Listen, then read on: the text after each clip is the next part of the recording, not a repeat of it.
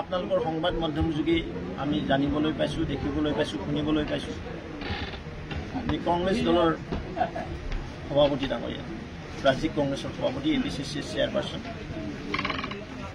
সাংসদ গৌৰৱ গগৈ ডাঙৰীয়া কৈছে যে RSSই বহি ৰাজ্যৰ পৰা আহি অসমত বিষ বাষ্প সাম্প্ৰদায়িকতা ছটি আহিছে। হায়েষ্ট সাম্প্ৰদায়িকতাবাদ যদি চলিছে, সাম্প্ৰদায়িক সংঘৰ্ষ হৈছে কংগ্ৰেছৰ চৰকাৰ দিনত, তেওঁৰ দেউতাকৰ দিনত নাম্বাৰ 1।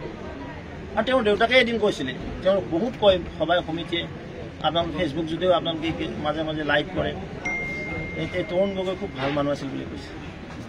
যদি সঁচাই তৰুণ গগৈ ডাঙৰীয়া ভাল মানুহ আছিল তেহেঁতে কৈছিল যে ৰাষ্ট্ৰীয় স্বয়ংসেৱক সংঘৰ পৰা শিকিব লগা বহুত আছে। মই আজি কৈছোঁ ৰাষ্ট্ৰীয় স্বয়ংসেৱক সংঘই কোনো ৰাজনীতিৰ লগত নাই। ৰাজনীতিৰ ঊৰ্ধত যদি সংগঠন আছে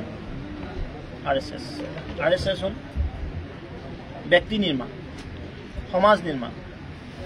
ব্যক্তি কিদৰে নিৰ্মাণ হ'ব লাগে, ব্যক্তিৰ আচাৰ ব্যৱহাৰ কিদৰে হ'ব লাগে, ৰাষ্ট্ৰৰ প্ৰতি ৰাষ্ট্ৰপ্ৰেম কিদৰে জাগিব লাগে, সেই কথা যদি কোনোবাই শিকিব লাগে সংঘৰ স্বয়ংসেৱক হ'ব, সংঘৰ মাৰ্গদৰ্শন শুনিব, সংঘৰ বৈদিক শুনিব। তেতিয়া গৌৰৱ গগৈ ডাঙৰীয়া এনেকৈ টিপ্পনী দিব। মই ধিক্কাৰ দিছোঁ, তেওঁ এটা কথা নজনাকৈ জনতাক বিভ্ৰান্তি কৰিবলৈ নাপায়। কিন্তু অসমৰ জনগণ, দেশৰ জনগণে জানে গৌৰৱ গগৈ চাৰ্টিফিকেট দিয়াৰ প্ৰয়োজন নাই। No need to certify RSS from Tarun Gogoi, let Tarun Gogoi son Gaurav Gogoi, who is APCC chairman.